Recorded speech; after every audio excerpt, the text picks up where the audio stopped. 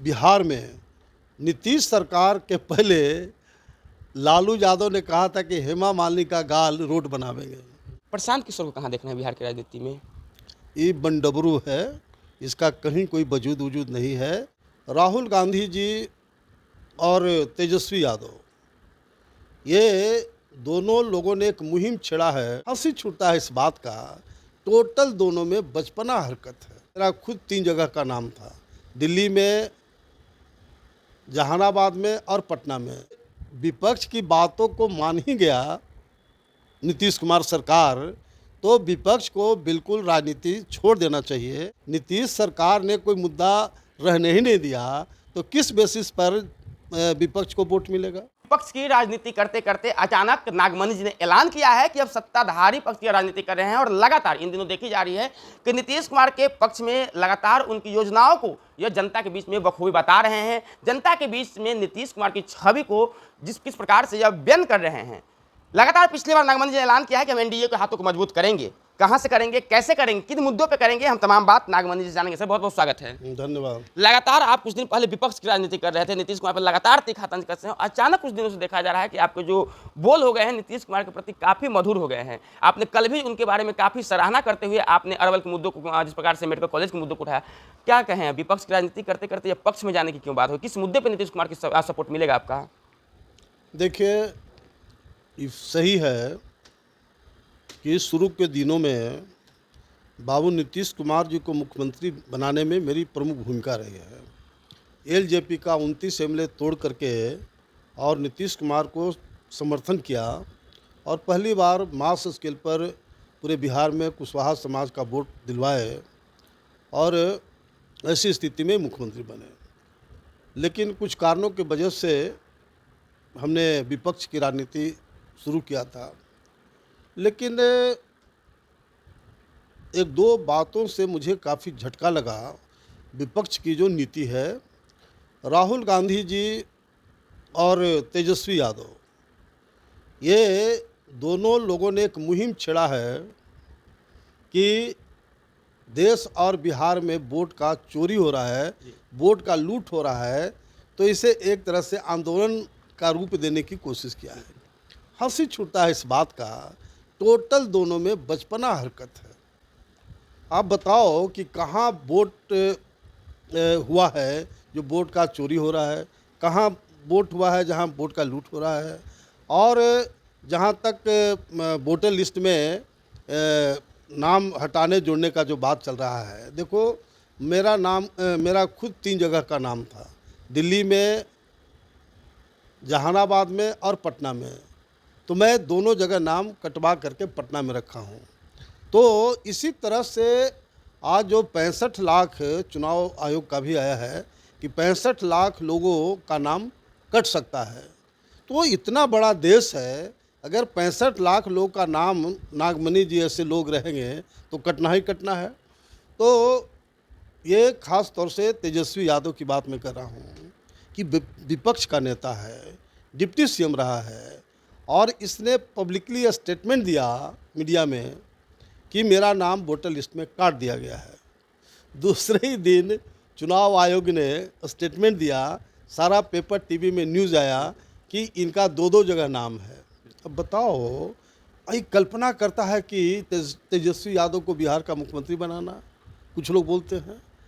तो अब बताओ कि जो मुख्यमंत्री बनने का ख्वाब देखता है और 100% पब्लिकली झूठ बोलने का काम किया है, अब ऐसे लोगों को बिहार की जनता टॉलरेट करने की स्थिति में नहीं है। दूसरा, जो सबसे महत्वपूर्ण जो मेरा टच किया है, विपक्ष को छोड़ करके बीजेपी में जाने की बात जो मैंने किया हूँ, लोगों से बात हुई है, समय का इंतज़ार है और पूरे दल बल के साथ पूरे बिहार के हर जिला, प्रखंड, गांव-गांव के लोग के साथ बीजेपी में शामिल होंगे। इसलिए कि ये जो एनडीए सरकार है, नीतीश कुमार जी, सम्राट चौधरी जी और विजय सिन्हा जी के नेतृत्व में जो सरकार है, इसने काफ़ी शानदार काम किया है ख़ास तौर से बिहार में पूरे लालू सरकार में पटना और डिस्ट्रिक्ट टाउन में भी वो मुश्किल से 5-7 घंटा बिजली रहता था। गांव में तो बिजली का नामो निशान नहीं था। बाबू नीतीश कुमार जी के नेतृत्व में जो सरकार बनी और हाल में ही उन्होंने घोषणा कर दिया कि बिहार के आम लोग को के लिए 125 यूनिट बिजली फ्री रहेगा। अब इतनी बड़ी राहत बिहार की जनता को मिला है, ये मामूली उपलब्धि नहीं कहा जा सकता है। जो शिक्षित बेरोजगार जो नौजवान हैं, उन लोग का शुरू से डिमांड था कि बिहार से बाहर के लोगों का नौकरी नहीं दिया जाए, स्थानीय लोग को नौकरी दिया जाए। तो नीतीश सरकार ने डोमिसाइल नीति को भी घोषणा कर दिया। अब जो भी नियुक्ति होगी उसमें बिहार के शिक्षित बेरोजगार नौजवानों को होगी। और अभी तक नीतीश सरकार ने 50 लाख शिक्षित बेरोजगार नौजवानों को रोजगार दे दिया और 50 लाख अन्य आगे लक्ष्य है नौकरी देने का। तो इतना शानदार काम हो रहा है, तो उसे भी मैं बहुत प्रभावित हुआ। ये जो विधवा, विकलांग और वृद्ध जो लोग हैं बिहार में, वो मात्र उनको 400 रुपया पेंशन मिलता था। नीतीश सरकार धन्यवाद के पात्र है कि 400 से बढ़ा के सीधे 1100 कर दिया गया। उसी तरह से आंगनबाड़ी सेविका को 3000 रुपया मात्र मिलता था, उसे 4500 कर दिया गया। सहायिका का 2000 से बढ़ा करके 3500 कर दिया गया। पटना में एक तरह से मेट्रो का कल ही 15 अगस्त स्वतंत्रता दिवस के उपलक्ष्य में ट्रायल हुआ है और हम समझते हैं कि 2-4-5 दिन के अंदर में पटना में मेट्रो भी दौड़ना शुरू करेगा। ये मामूली नीतीश कुमार की उपलब्धि नहीं कहा जाएगा सरकार का। उसी तरह से पटना में मेरीन ड्राइव, गंगा के किनारे फुटपाथ हुआ करता था, मेरीन ड्राइव बनाया, जिसमें 15-20 हज़ार डेली लोग शाम के टाइम में वहाँ पिकनिक मनाने जाते हैं। ये कम उपलब्धि नहीं कहा जा सकता है। सीता जी का भव्य मंदिर पुनौरा धाम में का शिलान्यास हुआ, जो देश के पैमाने पर एक बड़ा धार्मिक मंदिर होगा। बिहार में पहले 13 मेडिकल कॉलेज मात्र था, जिससे बड़े पैमाने पर बिहार के स्टूडेंट को बाहर में मेडिकल में पढ़ने जाना पड़ता था और हॉस्पिटल वगैरह का भी बहुत दिक्कत था।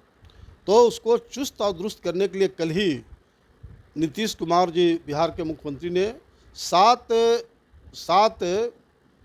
मेडिकल कॉलेज बनाने की घोषणा किया है, जिसमें हमने 1 महीना पहले नीतीश कुमार जी से मिलकर के कहा था कि अरवल ज़िला काफ़ी पिछड़ा ज़िला है और पटना की दूरी 70-80 किलोमीटर पड़ जाता है, तो काफ़ी दिक्कतों का सामना वहाँ के लोग को करना पड़ रहा है। उन्होंने बड़ा स्पष्ट रूप से कहा था कि नागमणि जी, मैं प्रपोजल मांगता हूँ, प्रपोजल अप्रूव्ड हो जाएगा तो 15 अगस्त को मैं इसकी घोषणा करूँगा। और मैं बहुत ही साधुवाद देना चाहता हूँ माननीय मुख्यमंत्री जी का कि हमारा जो प्रपोजल था अरवल में मेडिकल कॉलेज खोलने का, उन्होंने इसका भी कल घोषणा कर दिया। उसी तरह से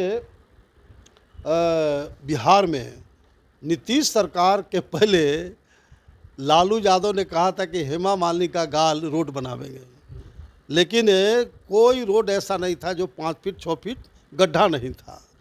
और बाबू नीतीश कुमार जी के नेतृत्व जो सरकार है, वह शानदार रोड पूरे बिहार में बनाने का काम किया और बिहार के किसी कोना से 3-4 घंटे के अंदर में पटना आ सकता है। ये बहुत बड़ी उपलब्धि बिहार की जनता को मिला है। उसी तरह से जो शिक्षित बेरोजगार जो युवा हैं, परीक्षा में पहले 1000 से 1500 रुपया फीस देना पड़ता था, सरकार को टैक्स देना पड़ता था। अब उन्होंने घोषणा कल ही किया कि मात्र 100 रुपया लगेगा। तो ये तमाम जो बिहार की जनता के हित में काम हुआ और विपक्ष का इतना गंदा रोल है, आम जनता के मुद्दे पर लड़ने का कोई काम इन लोग करता नहीं है। इसीलिए मैं डिसाइड किया हूँ कि देश के पैमाने पर कहने की ज़रूरत नहीं है कि माननीय प्रधानमंत्री जी और गृह मंत्री अमित शाह साहब के नेतृत्व में और बिहार में जो बीजेपी का तमाम नेतृत्व है, उनके नेतृत्व में मैं बीजेपी में शामिल होने का निर्णय लिया है। प्रपोजल मैंने दे दिया है, अपना जो शोषित इनकलाब पार्टी है उसको मर्ज करूंगा और बीजेपी में जाऊंगा। यूँ तो पूरे बिहार में हम लोग कैंपिंग करेंगे ही, लेकिन ख़ास तौर से जो मगध और भोजपुर रोहतास का जो इलाका है उसमें एनडीए की स्थिति नाजुक रही थी और आरजेडी का मैक्सिमम सीट आरजेडी जीता था। तो मेरा प्रायोरिटी है कि मगध प्रमंडल और रोहतास भोजपुर का इलाका में सघन दौरा करेंगे, तमाम लोग को जोड़ने का काम करेंगे और अगला जो विधानसभा का चुनाव है उसमें 95% सीट किसी भी कीमत में एनडीए को मैं दिलाऊंगा। ये हमारा प्रायोरिटी रहेगा। जितना आपने सर अभी योजना बताएं उसमें विपक्ष यानी कि तेजस्वी यादव कह रहे हैं कि नीतीश कुमार कॉपी कर रहे हैं, बिजली की बिल हो चाहे पेंशन की बात हो तो आप इसमें क्या कहेंगे? नीतीश कुमार कॉपी का विपक्ष का कॉपी कर रहे हैं? अरे ये बताओ कि विपक्ष कहाँ से आता है? सत्ताधारी दल कहाँ से आता है? जनता की जो समस्या है, जनता का जो डिमांड्स है, उसी के आधार पर विपक्ष को ही पता लगता है और सरकार को ही पता लगता है। तो अगर विपक्ष की बातों को मान ही गया नीतीश कुमार सरकार, तो विपक्ष को बिल्कुल राजनीति छोड़ देना चाहिए और घर में आराम करना चाहिए। कोई फ़ायदा इन लोग को होने वाला नहीं है। मैं बिल्कुल सही बोल रहा हूँ कि इन लोग को राजनीति छोड़ देना, जब कोई मुद्दा ही नहीं बचा, नीतीश सरकार ने कोई मुद्दा रहने ही नहीं दिया, तो किस बेसिस पर विपक्ष को वोट मिलेगा? प्रशांत किशोर को कहाँ देखना है बिहार की राजनीति में? ये बंडबरू है, इसका कहीं कोई वजूद वजूद नहीं है। ये खाली पैसा के बल पर अपना कहीं कहीं भीड़ भाड़ जुटा देता है। तो वो गांधी मैदान में जो बोले थे कि 8 लाख आदमी को जुटावेंगे और 2 लाख कुर्सी लगवाए थे, है ना, वो 1-1.5 हज़ार मात्र आदमी आया, टाइम फिक्स हो गया। तो पूरे बिहार की जनता को पता हो गया है कि ये सिर्फ अपने स्वार्थ के लिए पार्टी बनाया है और इसका कहीं कोई जनाधार नाम का चीज़ नहीं रहेगा। एक अंतिम सवाल है मेरा, लगातार बिहार का दौरा कर रहे हैं, राष्ट्रीय लेवल के कुशवाहा का नेता है, अभी लोकसभा से लेकर विधानसभा आने वाली लगातार आप दौरा पे है, अपने लिए कोई सीट पे स्थिरता ढूंढे या नहीं कि किस सीट से नागमणि जी जाएंगे? देखिए, ये मैं बिना टर्म कंडीशन का मैं बीजेपी में जा रहा हूँ और यूँ तो मेरा जुडिक्शन पूरा बिहार, झारखंड, यूपी, मध्य प्रदेश, दिल्ली, हरियाणा, राजस्थान और गुजरात है। गुजरात में भी इस बार सम्राट अशोक जयंती मनाया गया। 20 किलोमीटर में प्रोसेसन था और 30,000 लोग उस मीटिंग में आए थे जयंती में, और उसमें उद्घाटनकर्ता के तौर पर नागमणि थे। तो हमारा जुडिक्शन तो पूरा करीब 8-9 राज्यों में है, लेकिन चुनाव का वक्त है बिहार में, पूरा का पूरा समय हम लोग बिहार, खासकर जो मैंने कहा कि मगध और भोजपुर रोहतास ज़िले में दूंगा, ताकि फिर से एनडीए की सरकार मजबूती के साथ, काफ़ी बड़े बहुमत के साथ सरकार बनावे, ताकि जो भी पेंडिंग काम बचा हुआ है वह एनडीए सरकार उसको पूरा करे। बहुत बहुत धन्यवाद सर। हमारे साथ नागमणि जी थे और सीधे तौर पे इन्होंने कहा है कि जो जहाँ पे एनडीए कमजोर है, मगध, भोजपुर और जो रोहतास का क्षेत्र है, वहाँ पे एनडीए को मजबूत करेंगे। फिलहाल तेजस्वी यादव के लिए इन्होंने नसीहत दी है कि जब आपकी सभी मांगे मान ही ली गई, जब आपकी योजना पूरी ही हो गई, तो फिलहाल आप राजनीति छोड़ दें। हालांकि बिहार में विधानसभा चुनाव होने वाले हैं, लगातार योजनाओं का पिटारा खुलते ही जा रहा है। अब देखना दिलचस्प होगा कि चुनाव से पहले और कितने योजना नीतीश सरकार में आती है, कितने कुछ बिहार के लोगों को मिलता है। तमाम खबर आप तक हम पहुंचाते रहेंगे। तब तक के लिए बने रहे 3 नेशनल नेटवर्क के साथ। धन्यवाद।